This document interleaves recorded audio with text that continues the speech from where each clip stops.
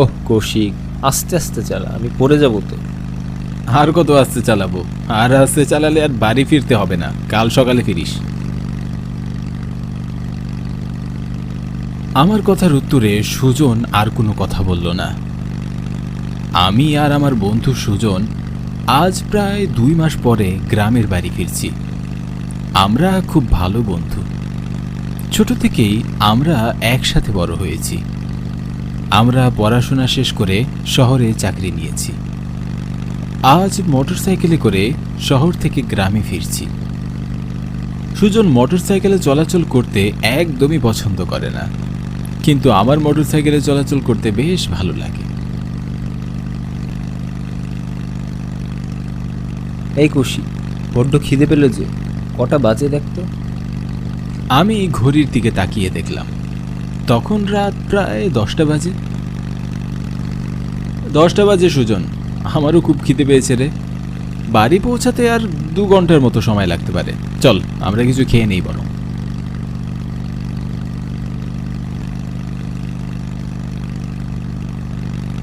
আমরা আশেপাশে তাকাতেই পরিবেশটা খুব অচেনা মনে হলো। আমাদের গ্রামে যেতে এমন রাস্তা বা পরিবেশ আছে তা আমার জানা ছিল না। আমি কিছুটা অবাক হয়ে বললাম, এই সুজন, আমরা ভুল রাস্তায় এলাম না তো? দেখ তো, মনে হচ্ছে এই রাস্তায় আমরা এর আগে তো কখনো আসিনি। না না কৌশিক, ভুল রাস্তায় আমরা কেন আসবো? আমরা তো আমাদের গ্রামের রাস্তা চিনি। অমাবস্যার রাত, দুহাত সামনে কি আছে তাও তো ঠিক মতো দেখা যাচ্ছে না, তাই হয়তো তুই রাস্তা চিনতে পারছিস না। আর শোন, এত চিন্তা করতে হবে না। আমরা আশেপাশে একটু ভালো করে তাকালাম। শুধু গাছপালা আর ঝিঝি পোকা ছাড়া আশেপাশে তেমন কিছুই দেখা যাচ্ছে না। ঘুটঘুটে অন্ধকার, আর রাতে দেখা না যাওয়ারই তো কথা। আমার কেন যেন বেশ ভয় করছে, কিন্তু আমি ভয় পাচ্ছি তা সুজনকে বুঝতে দিলাম না।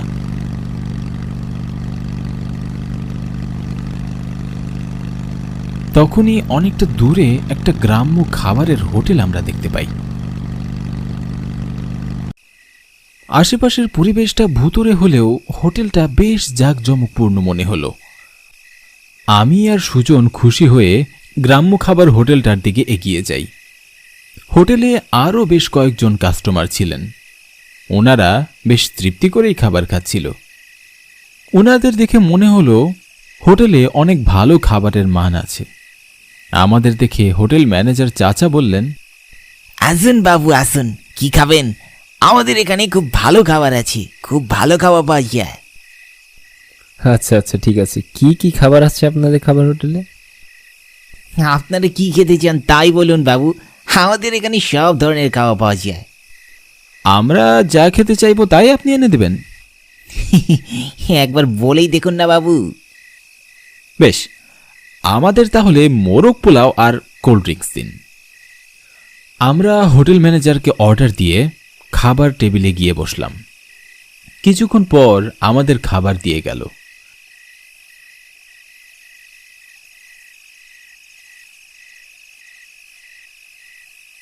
খাবারগুলো সত্যিই খুব মজার ছিল। আমি এর আগে কখনো জীবনে এত মজার খাবার খাইনি। আমি আর সুজন বেশ তৃপ্তি করে খাবার খেলাম। খাবার খাওয়া শেষ করে আমরা হোটেল ম্যানেজারকে বিল দিতে গেলাম। চাচা, তাহলে বিল কত হয়েছে? কত টাকা দেব?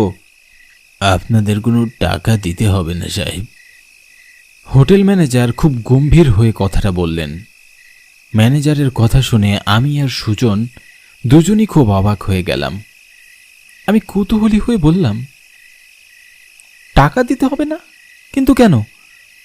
আপনি তো আমাদের কোনো আত্মীয় নন কিংবা পূর্ব পরিচিত নন, তাহলে টাকা কেন দিতে হবে না? কারণ কারো মৃত্যুর আগে আমরা তাদের ফ্রিতেই খাবার খাওয়াই, এটাই আমাদের হোটেলের নিয়ম। মৃত্যুর আগে মানে? আপনার কথার মাথা মুন্ডু কিছুই তো বুঝতে পারছি না। কার মৃত্যু? আপনাদের মৃত্যু বাবু। লোকটার আবল তাবল কথা শুনে আমি আর সুজন দুজনই অবাক হয়ে যাই। সেই সাথে লোকটার কুৎসিত হাসি খুবই বিরক্তিকর লাগছিল। কি বাবু, আমার কথা বিশ্বাস হচ্ছে না বুঝি? আমার আর লোকটার সাথে কথা বলতে ইচ্ছা করছিল না, কিন্তু তাও বিরক্ত হয়ে বললাম, আচ্ছা শুনুন, মিঠাপুর গ্রাম যাবার সংক্ষিপ্ত কোনো পথ আছে? থাকলে সেটা কোন দিকে? হোটেল ম্যানেজার আমার কথার কোনো উত্তর দিল না, আমাদের দিকে তাকিয়ে শুধু মুচকি হাসতে লাগলো। ব্যাপারটা আমার কাছে খুবই অদ্ভুত মনে হলো। আমি আবারও বললাম, আসলে চাচা, আমাবস্যার রাত তো, তাই এই অন্ধকার পথঘাট ভালো করে দেখা যাচ্ছে না, আর তার জন্যই আমরা এই পথে হারিয়ে এই হোটেলে চলে এসেছি। আপনি যদি আমাদের একটু রাস্তাটা দেখিয়ে দিতেন তাহলে আমরা তাড়াতাড়ি বাড়ি ফিরতে পারতাম। এত তারা কিসের বাবু? মাত্রই তো এলেন। এখানে সবাই আসে নিজ ইচ্ছায়, কিন্তু আসার পর আর ফিরে যেতে পারে না। এই হোটেলে আসা যায়, কিন্তু এই হোটেল থেকে ফিরে যাওয়া যায় না, কারণ ফিরে যাওয়ার কোনো রাস্তাই তো আপনারা পাবেন না। হোটেল ম্যানেজারের এমন অদ্ভুত অদ্ভুত কথা শুনে আমার আর সুজনের ওনাকে পাগল মনে হলো। আরে চাচা, আপনি সেই কখন থেকে আবল তাবল কথা বলেই যাচ্ছেন। আপনি মিঠাপুর গ্রামের রাস্তা না চিনলে বলুন যে চিনেন না। এত আজব আজব ধাঁধার মতো কথা বলছেন কেন? খুশি, আমার মনে হয় লোকটা পাগল। চল অন্য কাউকে জিজ্ঞেস করি। আমরা হোটেলের ভিতর তাকিয়ে দেখলাম, হঠাৎ হোটেলের ভিতর থেকে সব কাস্টমার উধাও হয়ে গেল। আমরা আরো বেশি অবাক হলাম। ব্যাপারটা কি হলো আমরা বুঝতেই পারছিলাম না। ব্যাপারটা হোটেল ম্যানেজারকে জিজ্ঞাসা করার জন্য পেছনে ঘুরে তাকিয়ে আমরা কাউকেই দেখতে পেলাম না। হোটেল ম্যানেজার উধাও হয়ে গেল। আমরা খুব ভয় পেয়ে যাই, বুকের ভেতরটা কেমন ধুকবুক করে কাঁপছে। খুশি, সবাই কোথায় গেল বলতো? আমার খুব ভয় হচ্ছে। চল, টাকা দিতে হবে না, আমরা এখান থেকে তাড়াতাড়ি চলে যাই। এমন ভুতুরে কাণ্ড দেখে ভয়ে আমার হাত পা কাঁপছিল। আমি আর এক মুহূর্ত সেখানে স্থির দাঁড়িয়ে থাকতে পারলাম না। টাকা না দিয়ে হোটেল থেকে বাইরে বের হয়ে যাই। হোটেল থেকে বাইরে বের হয়ে এসে আমরা আমাদের মোটরসাইকেলটি সেখানে আর দেখতে পেলাম না।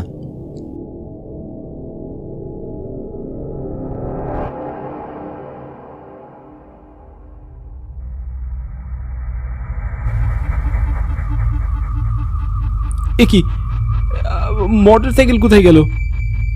এসব কি হচ্ছে? আমার স্পষ্ট মনে আছে আমি মোটরসাইকেলটি এখানেই রেখেছিলাম।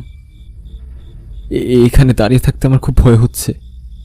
চল, আমরা আশেপাশে মোটরসাইকেলটা খুঁজে দেখি।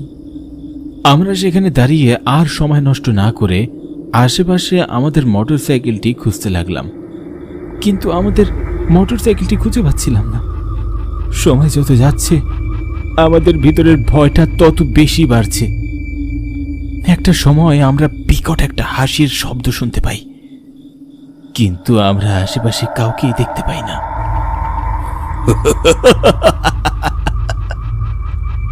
কে কে এমন করে হাসে? সুজন, আশেপাশে তো কাউকেই দেখতে পাচ্ছি না। কৌশিক, আমার খুব ভয় করছে। আমার মনে হয় আমাদের এখানে আর থাকা উচিত হবে না। চল এক্ষুনি এখান থেকে দৌড়ে পালাই। ভয়ে আমরা সেখান থেকে দৌড়ে পালাচ্ছিলাম। অন্ধকারে পথঘাট কিছুই ভালো করে দেখা যাচ্ছে না। অনেক দূর থেকে ভেসে আসা ভয়ঙ্কর শব্দ আমরা আমাদের কানে শুনতে পাই। আমাদের মনের ভিতর কুডাক ডাকছিল, ভয়ে পুরো শরীর কাঁপছিল। আমরা না থেমে ছুটে চললাম, কিন্তু অদ্ভুতভাবে বারবার ঘুরে ফিরে আমরা সেই একই খাবার হোটেলের সামনে চলে আসছিলাম। আমরা বুঝতে পারলাম আমাদের সাথে মায়াবী কিছু ঘটছে, কিন্তু ঠিক কেন যেন তা বুঝতে পারছিলাম না। সুজন, আমাদের সাথে এমনটা হচ্ছে কেন রে? বারবার ঘুরে ফিরে আমরা সেই একই হোটেলের সামনে চলে আসছি। হ্যাঁ, আমার খুব ভয় করছে রে। তখন আমাদের সামনে হঠাৎ করেই হোটেলের ম্যানেজার চাচা আর হোটেলে কাস্টমার যারা আমাদের সাথে খাবার খাচ্ছিল তারা চলে আসলো, আর হা হা হু হু শব্দ করে জোরে জোরে হাসতে লাগলো। তাদের এমন ভয়ঙ্কর হাসি দেখে খুব অবাক হয়ে গেলাম।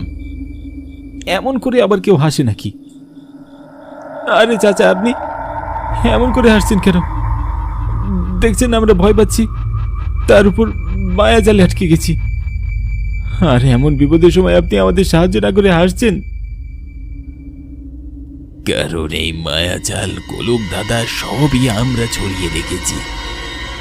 আমরা কেউ এখন আর বেঁচে নেই, তাই আমরা তোমাদেরকেও বেঁচে থাকতে দিব না।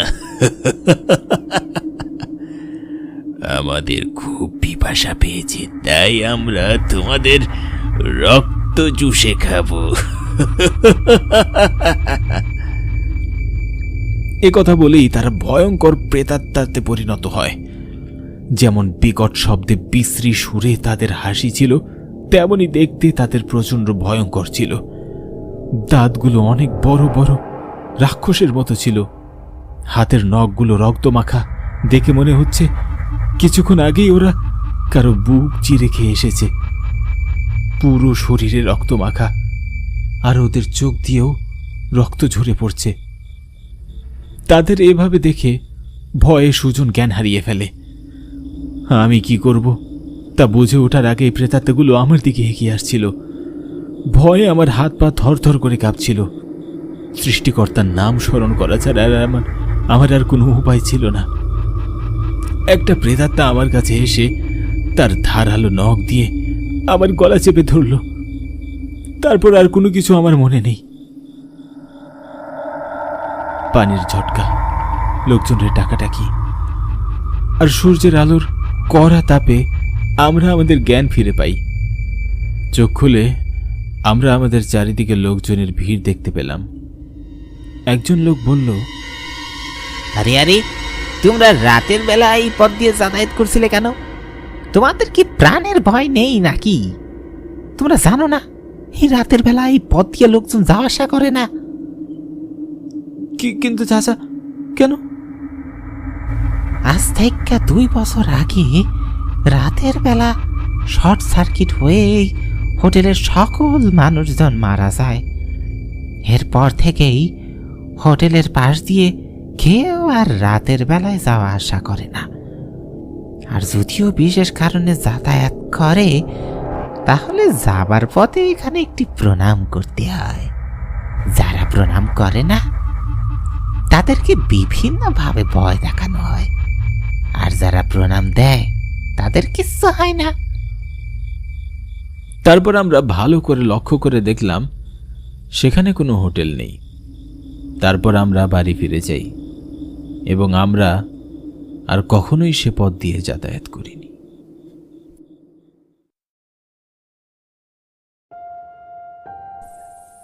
হ্যালো সুরেশ। হ্যাঁ দাদা, বল। ঠিকমতো ট্রেনে উঠেছিস? হ্যাঁ দাদা, ট্রেনের সিটও পেয়ে গেছি, ঠিকমতো বসেছি। অল্প কিছুক্ষণের মধ্যেই ট্রেন ছেড়ে দেবে। সাবধানে আসিস। চণ্ডীপুর স্টেশনে পৌঁছে কল করবি, কেমন? আমি স্টেশনেই থাকবো। আচ্ছা দাদা, তুমি চিন্তা করো না। সময়টা এখন গ্রীষ্মকাল। গ্রীষ্মের ছুটিতে শহর থেকে গ্রামের বাড়িতে বেড়াতে এসেছে আমাদের কাকাতো ভাই সুরেশ। শহরে থাকে ওরা। কাকা কাকির মুখে গ্রামের অনেক গল্প শুনেছি, কিন্তু শহরে জন্ম হওয়ার কারণে কখনো গ্রামে আসা হয়নি ওর। গ্রামের বাড়িতে এইবারই প্রথম এসেছে। সে গ্রামের কিছুই চেনে না, কারণ এখানে সে কখনো আসেনি তো। তাই স্টেশনে পৌঁছে ফোন দিতে বললাম। স্টেশনে গিয়ে ওকে আনতে হবে। বাড়ি থেকে চণ্ডীপুর স্টেশনের দূরত্ব প্রায় 30 কিলোমিটার হবে। ট্রেনে পৌঁছাতে পৌঁছাতে রাত প্রায় 11টা বাজবে। এত রাতে তো কোনো গাড়ি পাওয়া যাবে না। এসব কথা চিন্তা করেই হেঁটে হেঁটে রওনা দিলাম বন্ধু উপলের বাড়ির দিকে। উপলের একটা মোটরসাইকেল আছে, আর মোটরসাইকেলটি ধার নিয়ে সুরেশকে আনতে যাব। এমনটা ভেবেই উপলের বাড়ির সামনে এসে দরজায় নক করলাম।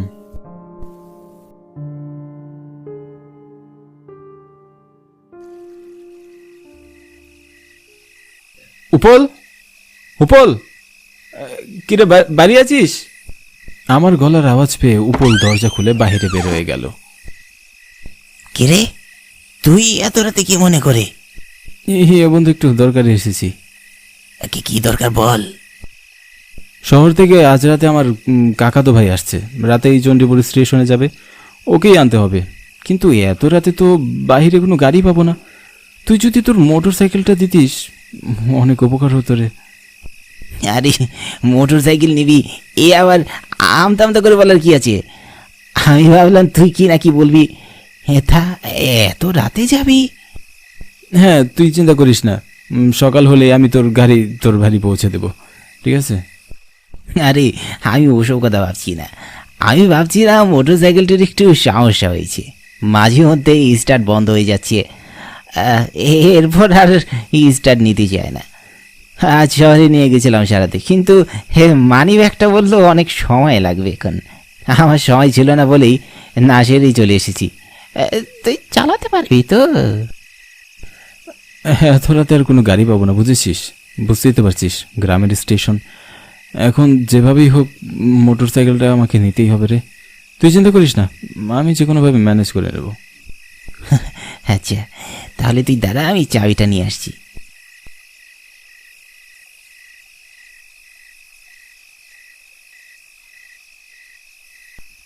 উপল চাবিটা এনে দিলে আমি মোটর সাইকেলটি স্টার্ট করে বেরিয়ে পড়লাম।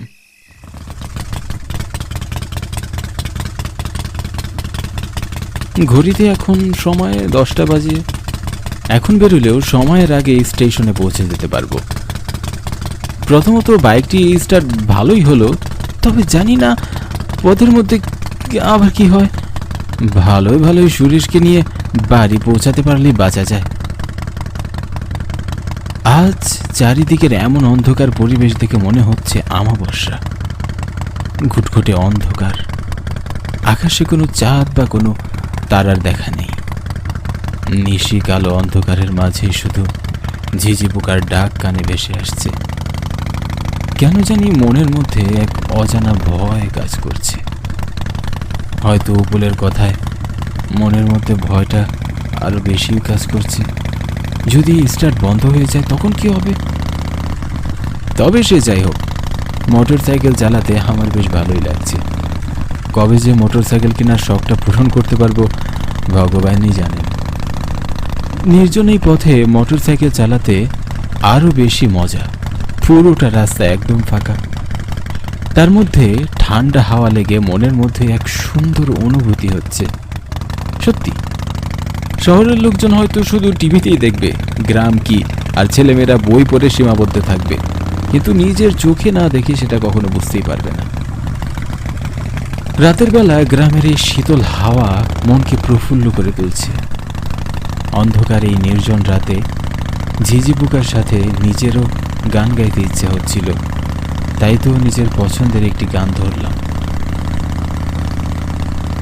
এই পথ যদি না শেষ হয় তবে কেমন হতো তুমি বলো তো, যদি পৃথিবীটা স্বপ্নের দেশ হয় তবে কেমন হতো তুমি বলো তো।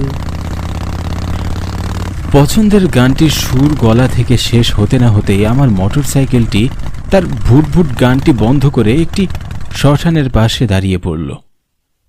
গাড়িটি বন্ধ হয়ে যেতেই বুঝতে পারলাম আমি হয়তো কোনো বিপদে পড়তে চলেছি।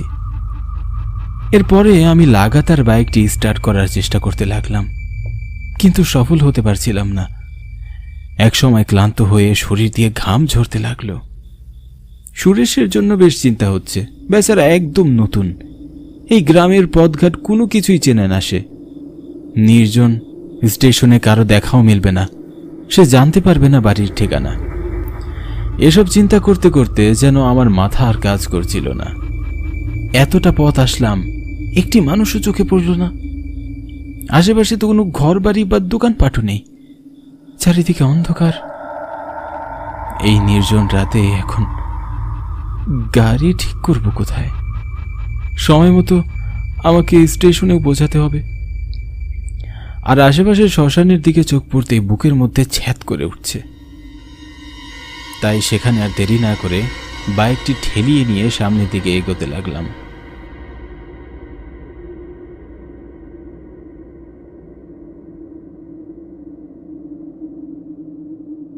একটু সামনে যেতে রাস্তার পাশে একটা বট গাছে দেখতে পারলাম। মনে মনে ভাবলাম গাছটির নিচে বসে একটু বিশ্রাম করে তারপর আবার বাইক স্টার্ট দেব। কিছুটা সময় বটগাছের নিচে বসে বিশ্রাম নিলাম। অপেক্ষা করতে করতে কিছুটা সময় পরে আমি আবারও বাইকটি স্টার্ট করতে লাগলাম, কিন্তু কিছুতেই স্টার্ট করতে পারছিলাম না। চারপাশটা ঝোপঝাড়ে এতটাই অন্ধকার যে সামনে কিছুই দেখা যাচ্ছে না, নিশ্চুপ চারিদিক। ঝোপের পাশ থেকে মাঝে মাঝে শিয়ালের ডাক ভেসে আসছে। শিয়ালের ডাক শুনে এদিক ওদিক তাকিয়ে দেখলাম রাত তখন প্রায় 11টা বাজে। হঠাৎ তাকিয়ে দেখি দূরে টিমটিম করে একটা আলো জ্বলছে। আস্তে আস্তে করে আলোটা সামনের দিকে এগিয়ে আসছে। আলো দেখে তো মনে হচ্ছে এটা মশালের আলো, কেউ হয়তো মশা জ্বালিয়ে এদিকে আসছে। যাক, ভালোই হলো, অবশেষে মানুষের দেখা তো পেলাম। এমনটা ভেবে মনে স্বস্তি পাচ্ছিলাম। মশালের আলো আরো স্পষ্ট হতেই কানে ভেসে আসলো, হরি বল, বলো হরি, হরি বল, বলো হরি। এত রাত দুপুরে এমন কিছু শুনবো এটা কখনো আশা করিনি। হরি বল, ভয় আমার বলো প্রাণটা হরি, যেন আটকে উঠলো। হরি বল, দেখলাম বলো হরি, মশাল জ্বালিয়ে হরি 4 জন বল, লোক এদিকে বলো আসছে। হরি, হরি বল, তারা একটা লাশ বলো কাঁধে হরি। নিয়ে যাচ্ছে। ভাবলাম সামনে শ্মশানে হয়তো লাশ পোড়াতে নিয়ে যাচ্ছে। আমি মনে মনে ভাবতে লাগলাম তাদেরকে জিজ্ঞাসা করলে হয়তো তারা বলতে পারবে মেকানিক আছে। আমি তাদের অপেক্ষায় দাঁড়িয়ে রইলাম। হরি বল, তারা মশাল জ্বালিয়ে বলো আমার হরি, পাশ দিয়ে মরদেহটি হরি নিয়ে বল, বলো হরি। সামনের দিকেই যাচ্ছিল। তখনই মশালের আলোতে তাদের চেহারা স্পষ্ট দেখতে পেলাম। তাদেরকে দেখে আমি কিছুটা ধাঁধায় পড়ে গেলাম। আমি কি চোখে কম দেখতে পাচ্ছি নাকি আমার দেখায় ভুল? চোখ ডলে আমি আবার ভালো করে লোকগুলোর দিকে হরি তাকালাম। বল, মশালের বলো আলোতে হরি, লোকগুলোর চেহারা পুরোপুরি হরি স্পষ্ট বল, বোঝা যাচ্ছে। বলো হরি, তাদের হরি চেহারা বল, একই বলো রকম। হরি। আমি থরথর করে কাঁপতে লাগলাম। এমন অবস্থায় আমি আর সাহস পেলাম না তাদের সাথে কথা বলার। আমি ভাবতে লাগলাম দুজনের চেহারা একই রকম হলে তারা যমজ হয়, কিন্তু 4 জনের চেহারা একই রকম, এ কি করে সম্ভব? বল, বলো হরি, তারপরও হরি আমি বল, কোনো পথ না বলো পেয়ে হরি। মনে সাহস জুগিয়ে আমি তাদের বললাম, দাদা শুনছেন, আশেপাশে কি কোনো মেকানিকের দোকান আছে বলতে পারেন? লোকগুলো আমার দিকে তাকিয়ে ফ্যাল করে তাকিয়ে রইল। তাদের সবার চেহারা কেমন বিবর্ণ আর ফ্যাকাশে মনে হচ্ছে। কারো গায়ে 1 ফোঁটা রক্ত নেই। তারা কেউ আমার কথায় কোনো উত্তর দিল না। আবার হাঁটা শুরু করলো। 2 পা এগোতেই আমি পিছন থেকে আবার তাদের ডাক দিলাম, এই যে দাদা, মেকানিক আছে কোথাও আশেপাশে, একটু বলতে পারেন? আমার দিকে তাকিয়ে তারা অট্ট হাসিতে মেতে উঠল। কি ভয়ঙ্কর তাদের চেহারা, চোখগুলো আগুনের মতো জ্বলজ্বল করছে, নাক মুখ দিয়ে অঝরে রক্ত ঝরছে। এমন সময় ঝড় ও দমকা বাতাস বইতে লাগলো। আমি ভয়ে সাথে সাথে চোখ বন্ধ করলাম। বাতাস থামতেই চোখ খুলে দেখি তাদের কাঁধে থাকা লাশটি মাঝখানে বসে আছে। কি অদ্ভুত কাণ্ড! আমি কোনোভাবেই কোনো হিসাব মেলাতে পারছিলাম না। লাশের চেহারাও একই রকম। এক এক করে 5 জনেরই চেহারা একই রকম। তারা সবাই একসাথে রহস্যময় দৃষ্টিতে আমার দিকে তাকিয়ে রইল।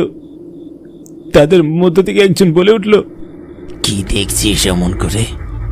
যাবি আমাদের সাথে শ্মশানে? লাশ পোড়াতে নিয়ে যাচ্ছি। এ কথা বলতেই তারা আবার হা হা হি হি করে হেসে উঠল। রাত যত গভীর হচ্ছে অন্ধকার তত ঘনীভূত হচ্ছে। আমি সেখানে জ্ঞান হারিয়ে পড়ে যাই। এরপর আর কি হয়েছে আমি কিছুই জানি না। পরদিন সকালে যখন আমার জ্ঞান ফিরল তখন দেখি আমি শ্মশানের পাশে পড়ে আছি। আমাকে ঘিরে কয়েকজন লোক দাঁড়িয়ে আছে।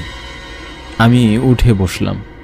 তাদের মধ্য থেকে একজন লোক আমাকে বলল, কি গো দাদা, আপনি এখানে কি করছেন? এটা কি ঘুমানোর জায়গা? জানেন না কতটা ভয়ঙ্কর এই জায়গাটা? শ্মশানে তো মানুষ চিরতরে ঘুমাতে আসে, আর এটা অনেক পুরনো শ্মশান। দিনের বেলা ওই পথে যেতে মানুষ ভয় পায়। আসলে দাদা, আমি চণ্ডীপুর রেল স্টেশনে যাচ্ছিলাম, কিন্তু পথে আমার বাইকটা নষ্ট হয়ে যায়, আর তারপরে আমার দেখা হয় তাদের সাথে। বুঝতে পেরেছি আপনি কাদের কথা বলছেন। শুধুমাত্র 5 জন লোককে দেখেছি, যাদের চেহারা গড়ন, আপাদমস্তক সব একই রকম। হ্যাঁ, ঠিকই দেখেছেন। তাদের জন্যই তো এই জায়গার নাম পাঁচমুন্ডির বটতলা। তবে এই জায়গায় যে একবার আসে সে আর কখনো প্রাণে ফিরে যেতে পারে না। তবে আপনি তো বেঁচে আছেন, সবই কপাল, বুঝলেন? আপনার ভাগ্য ভালো যে আপনি এখনো সুস্থ আছেন। আমি স্টেশনে যেতে চাই, আপনারা কি আমাকে পৌঁছে দিতে পারবেন? এরপরে আমি একটা রিকশায় করে চলে যাই। আমি আমার জীবনের সবচেয়ে ভয়ঙ্কর রাত কাটিয়েছি পাঁচমুন্ডির বটতলায়। মনে মনে প্রতিজ্ঞা করলাম, বেঁচে থাকলে ভুল করে আর কখনো ও পথে পা বাড়াবো না।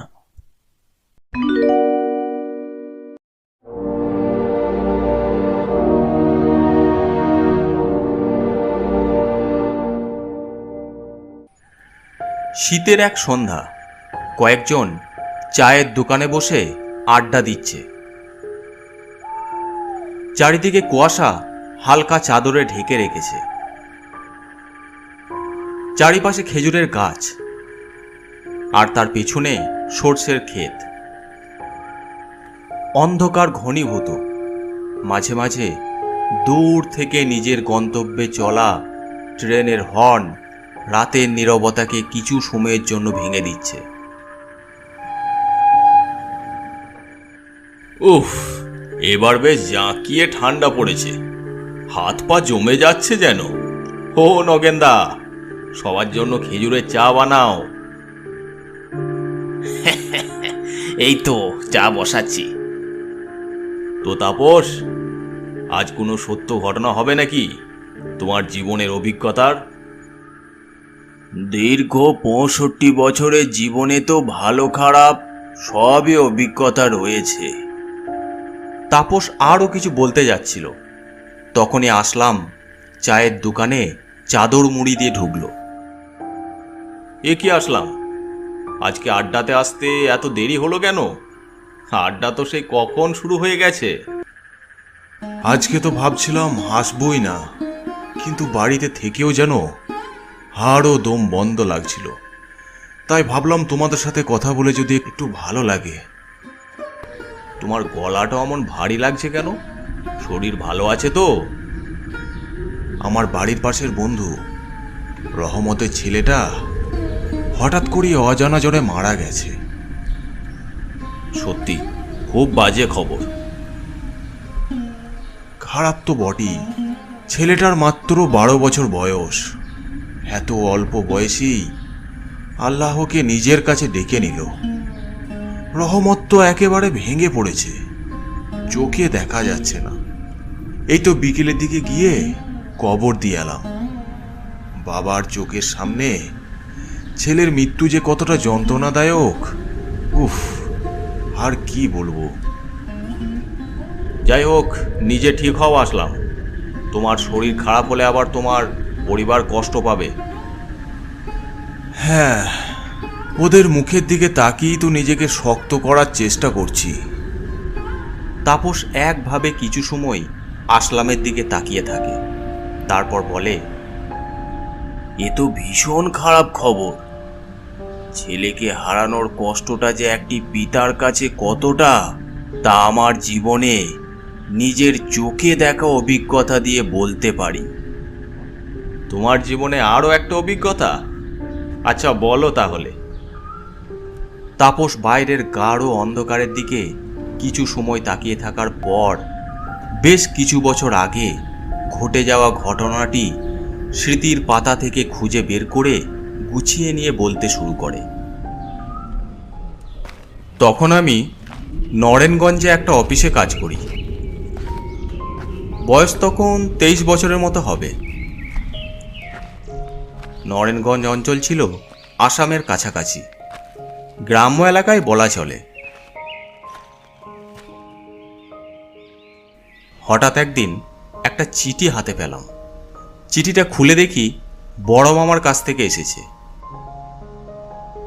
বাবা তাপস, খবর পেলাম তুমি নরেনগঞ্জে চাকরি নিয়ে এসেছো। আমাদের বাড়ি এখন মনিরামপুরে, যা নরেনগঞ্জ থেকে খুব দূরে নয়। নতুন বাড়িতে তো তুমি কখনো আসোনি। যদি একবার এখানে এসে ঘুরে যেতে, তাহলে আমি আর তোমার মামি খুব খুশি হতাম। কবে আসবে জানিও। চিঠি শেষে বাড়ির ঠিকানা দেওয়া রইল। বুক ভরা ভালোবাসা নিও, তোমার মামা। চিঠিটা পড়ে বেশ ভালো লাগলো। বুঝতে পারি বাবার থেকেই আমার এখানে আসার খবরটা পেয়েছে। বাড়ির ঠিকানাটা নিয়ে অফিসের একজনকে দেখালাম। ও, এটা তো মনিরামপুরের ঠিকানা। নরেনগঞ্জ থেকে ঘন্টা 5 পথ হবে। তবে সমস্যা হলো ট্রেন দুবার পাল্টাতে হবে। নরেনগঞ্জ থেকে ট্রেনে আজিমপুরে নেমে কডলাইনে ট্রেন ধরে মনিরামপুরে যেতে হবে। ঠিক আছে, ধন্যবাদ দাদা। বড় মামার অবদান আমার জীবনে অনেক। তাই এত কাছে থেকেও যদি বড় মামার কাছে তার নতুন বাড়িতে না যাই, সেটা খুব অন্যায়ের হবে। তাই ঠিক করলাম এই শনিবারই বড় মামার বাড়ি যাব। রবিবার থেকে সোমবার ফিরে আসব। সেইভাবেই বড় মামাকে চিঠি লিখে জানিয়ে দিলাম এই শনিবারই তার বাড়িতে আসছি। শনিবার সকাল সকাল বেরিয়ে পড়লাম মনিরামপুরের পথে।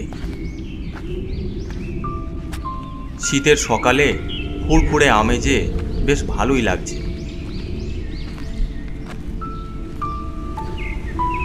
ট্রেনের গন্ডগোল থাকার জন্য যখন আজিমপুরে পৌঁছালাম, তখন প্রায় সন্ধে হয়ে গেছে। দাদা, মনিরামপুর যাবার ট্রেনটা কি চলে গেছে? সন্ধ্যা 6টার ট্রেনটা একটু আগেই চলে গেছে। এ তো মহা সমস্যাতে পড়লাম। এখন কি মনিরামপুরে যাওয়ার আর কোনো ট্রেন নেই? ট্রেন তো একটা আছে, তবে তা আবার রাত 9টার সময়। এতটা সময় কি আপনি বসে থাকতে পারবেন? 9টা বাজতে তো এখনো 2 ঘন্টা বাকি। কিন্তু এতটা কাছে এসে মামার বাড়ি যাব না তা কি হয়? ঠিক করি রাত 9টা অবধি স্টেশনেই বসে থাকব। সময়ের কাঁটা এগুতে থাকে। সন্ধ্যা পেরিয়ে রাত বাড়ে। ধীরে ধীরে স্টেশন ফাঁকা হতে শুরু করে। কখন যে দুটি চোখ লেগে গেছিল বুঝতে পারিনি।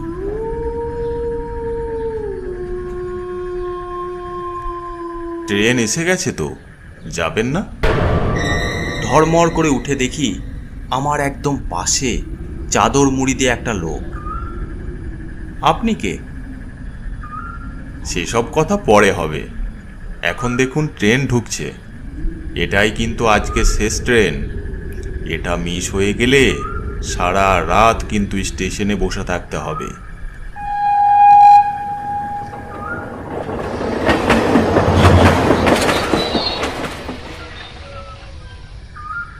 তাকিয়ে দেখি ইতিমধ্যেই ট্রেন ঢুকে পড়েছে। হ্যাঁ, ঠিকই বলেছেন, ট্রেন তো চলে এসেছে।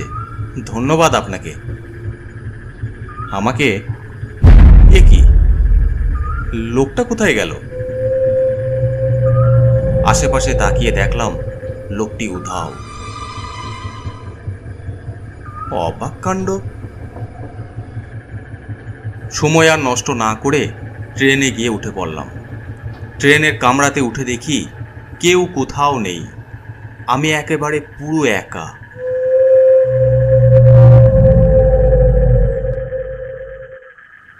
হর্ন দিয়ে ট্রেনটি ছুটতে শুরু করলো।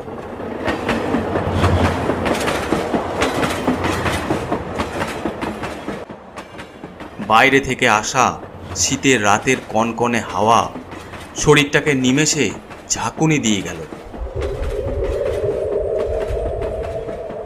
চটপট গিয়ে জানলাটা বন্ধ করে দিই। জানলা বন্ধ করতেই হঠাৎ ট্রেনের লাইটটা নিভে গেল। কোনো মতে জায়গায় এসে বসতেই কানে অনেকের গলার আওয়াজ ভেসে এলো। এ কি, এত আওয়াজ আসছে কোথা থেকে? কিছু সময় আগেও তো ট্রেনে একটাও লোক ছিল না।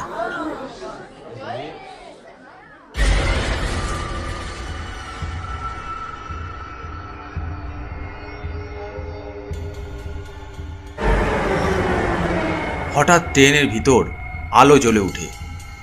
চারিপাশের দৃশ্য দেখে ভয়ে শরীর কেঁপে ওঠে।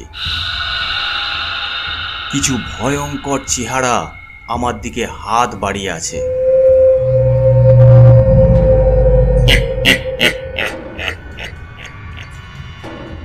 কারোর চোখ নেই, সেখান থেকে রক্ত ঝরছে। কারোর মাথাটা পিছনের দিকে মোড়ানো।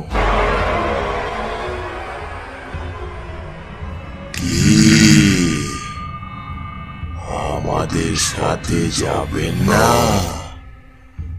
আমরা একসাথে থাকবো।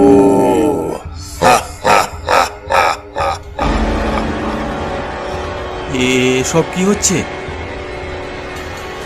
এই বলে সেই বিভৎস চেহারাগুলো একে একে আমার দিকে এগিয়ে আসতে লাগলো।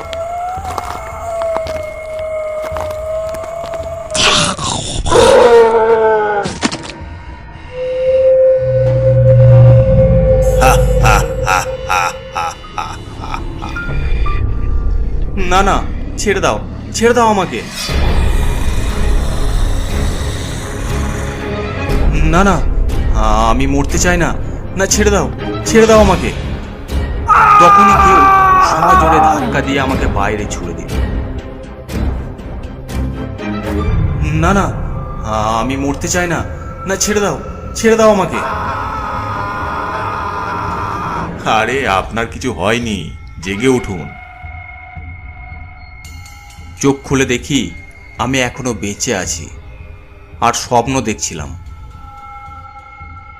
আমাকে ডাকছে কিছু সময় আগেই স্টেশনে দেখা সেই চাদর মুড়ি দেওয়া লোকটি।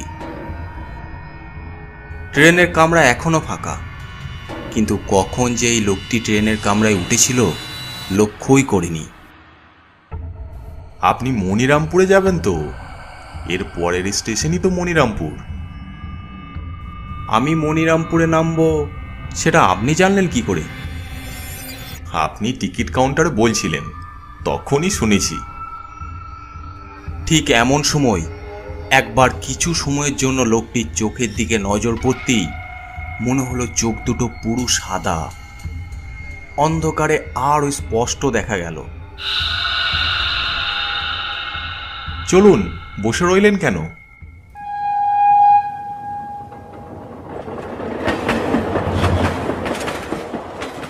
লোকটির সাথে সাথে ট্রেন থেকে নেমে পড়লাম। স্টেশনে একটি জনপ্রাণী অবধি নেই। চারিপাশে কুয়াশার চাদর ঢেকে রেখেছে। আপনি মনিরামপুরে কোথায় যাবেন? মামার বাড়ি যাব। আমি এখানে তো পথঘাট কিছুই চিনি না, আর এত রাতে তো কিছু পাবোও না। আপনার মামার নাম শৈল ভট্টাচার্য তো? আমি হয়তো এই কথাটাও টিকিট কাউন্টারে বলেছিলাম। এটা ভেবেই আর কথা বাড়ালাম না। চলুন আমার সাথে, আমি ওই পথেই যাব। স্টেশন থেকে বেরিয়ে লোকটির পিছন পিছন চলতে শুরু করলাম।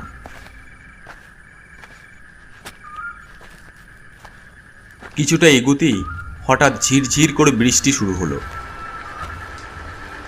আকাশের অবস্থা দেখে বুঝতেই পেরেছিলাম আজ বৃষ্টি হবে। আপনার মামার বাড়ি তো এখান থেকে অনেকটা দূর। এরপর জোরে বৃষ্টি নামলে আর তাতে ভিজলে আপনি অসুস্থ হয়ে পড়বেন। তার চেয়ে বরং আজ রাতটা আমার বাড়িতেই থেকে যান। গরিবের বাড়িতে একটি রাত থাকলে অসুবিধা হবে না। সবচেয়ে বড় কথা, আপনার মামার বাড়িতে যেতে গেলে একটা কাঠের ব্রিজ পেরিয়ে যেতে হবে। এই শীতের রাতে অন্ধকারে ওই ব্রিজ না পেরোনোই ভালো।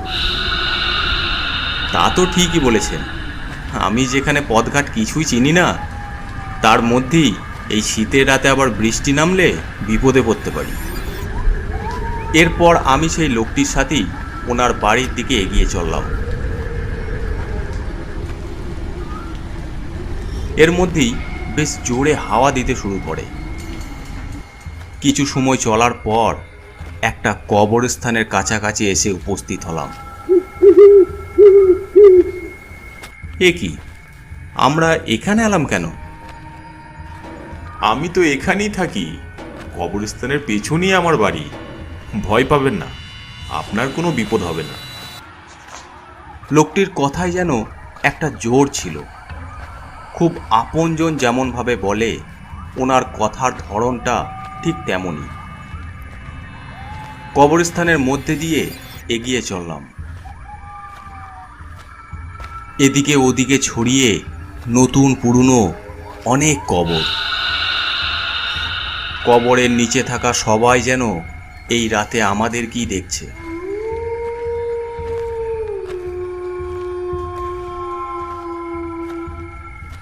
ওই যে আমার ঘর, আসুন। আমি দেখলাম একটি ঘর। দরজা খুলতেই একটা ভ্যাপসা গন্ধ নাকে লাগলো, যেন অনেক দিন পর ঘরটি খোলা হলো। একটা চৌকি ছাড়া তেমন কিছুই নেই। আপনাকে যে কিছু খেতে দেব তাও তো নেই, কষ্ট করে যদি আজ রাতটা কাটান। এ কি বলছেন? আপনি যে এই শীতের রাতে আমাকে এখানে থাকতে দিয়েছেন, এটাই অনেক। এর মধ্যেই আওয়াজ পেলাম বাইরে বৃষ্টি শুরু হয়ে গেছে। অনেক বলা সত্ত্বেও আমাকে ছোট্ট চৌকিতে শুতে দিয়ে উনি মাটিতেই শুলেন। পেটে খিদে থাকলেও সারাদিনের ধকলের ফলে কিছু সময়ের মধ্যেই ঘুমিয়ে পড়ি। রাত তখন কতটা গভীর জানি না। জল তেষ্টা পাওয়ায় হঠাৎ ঘুমটা ভেঙে যায়। বাইরের বৃষ্টির আওয়াজ তখন বন্ধ হয়ে গেছে। নিচে তাকিয়ে দেখি লোকটি নেই। জল খাবার জন্য উঠে কোথাও জল চোখে পড়ল না। কোথাও তো জল দেখতে পাচ্ছি না। দরজাটা খোলা দেখছি। লোকটি নিশ্চয় বাইরে গেছে। ওনাকে জিজ্ঞেস করি কোথায় জল আছে। এই মনে করে চৌকি থেকে নেমে দরজাটা খুলি। প্রথমে অন্ধকারে ঠিক ঠাহর না হলেও চোখ কিছুটা সইতেই দেখি লোকটি কিছুটা দূরে একটা কবরের পাশে মাথা নিচু করে বসে এক মনে বিড়বিড় করে কি যেন বলছে। কি ব্যাপার, উনি অত রাতে কবরের পাশে কি করছেন? প্রথমে একটু ভয় লাগলেও বুকে একটু সাহস নিয়ে ওদিকে এগিয়ে গেলাম। কবরের কাছে গিয়ে দেখি কবরের ভিতর একটা কঙ্কাল। এ কি, আপনি এখানে কি করছেন? আর ওটা কি? লোকটি ধীরে ধীরে পিছন ফিরে এই প্রথমবার ওনার শরীরটা দেখলাম। না, কোনো সাধারণ মানুষের শরীর নয়, কঙ্কাল। শরীরে কোনো মাংস নেই। বাবা, তুমি আমাকে ভয় পেও না। আমি যে তোমার আজকে সন্ধেবেলা তোমাকে স্টেশনে দেখে। আমার দিকে এগুবেন না, এগুবেন না। চারিদিকে তাকিয়ে দেখি আশেপাশে কবর থেকেও বিভিন্ন চেহারা বাইরে বেরিয়ে আসছে। ওরা যেন নিজেদের ভাষাতেই আমাকে কিছু বলতে চাইছে। সবাই আমার দিকে এগিয়ে আসছে। তুমি ভয় পেও না, কেউ তোমার ক্ষতি করবে না। আর দাঁড়িয়ে থাকতে পারলাম না। পিছনের দিকে ছুটে চললাম, যত দূর এখান থেকে যাওয়া যায়। পিছনে তাকিয়ে দেখি সেই সব বিকট চেহারার মূর্তিগুলিও আমার দিকেই আসছে। কিছু সময় দৌড়ে কবরস্থানের বাইরে এসে আর নিজেকে ধরে রাখতে পারলাম না। সংজ্ঞা হারিয়ে মাটিতে লুটিয়ে পড়লাম। পরের দিন সকালে চোখ খুলে দেখি আমার সামনে বেশ কিছু মানুষের জটলা। এ কি করে সম্ভব? এ তো পুরো... বাবা তুমি কে? হ্যাঁ, আমি তাপস। আমি শৈল ভট্টাচার্যের বাড়ি যাব কালকে রাতে। কালকে রাতে কি হয়েছিল? এরপর আমি আগের রাতের সমস্ত ঘটনা খুলে বলি। বয়স্ক লোকটি আমার হাত ধরে আবার কবরস্থানের ভেতর নিয়ে যেতে লাগলো। এ কি, আপনি আবার আমাকে ওদিকে নিয়ে যাচ্ছেন কেন? বয়স্ক লোকটি কোনো কথা না বলে আগের রাতে আমি যে ঘরটাতে ছিলাম সেই ঘরে ঢুকলো। তারপর দেওয়ালের দিকে আঙুল তুলে দেখালো। আশ্চর্য, এটা তো আমার ছবি। এখানে এলো কি করে? আর সাথে ওটা কে? তুমি বিশ্বাস করো বা না করো, এটা তোমার আগের জন্মের ছবি।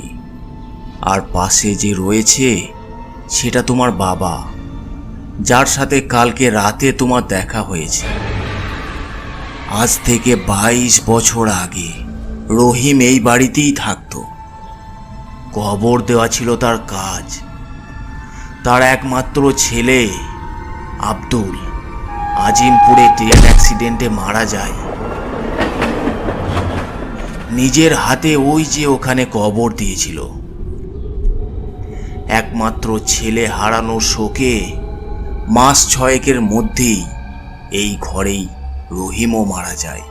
তবে রহিম মরে গিয়েও এখানেই থেকে যায়। রোজ রাতে ও ছেলের সাথে দেখা করতে আসে।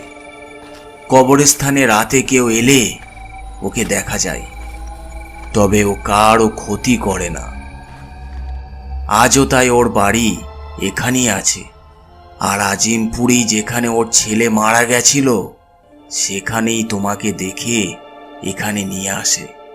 হয়তো ঘটনাটা অবিশ্বাস্য মনে হলেও তোমার সাথে এটাই ঘটেছে। ঈশ্বর চাইলে সবই সম্ভব। হয়তো এবার রহিমের আত্মার মুক্তি হবে। আর তুমি কালকে যে তোমার মামার বাড়িতে যাওনি, ভালোই করেছো।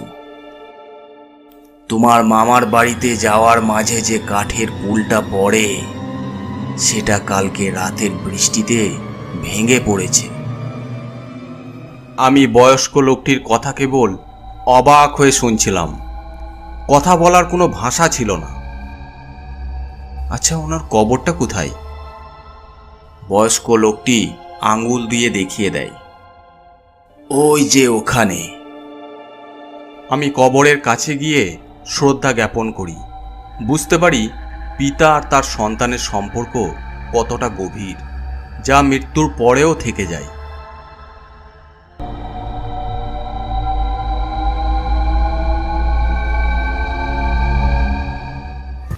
আজকের গল্পটি আপনাদের কেমন লাগলো অবশ্যই কমেন্ট করে জানাবেন।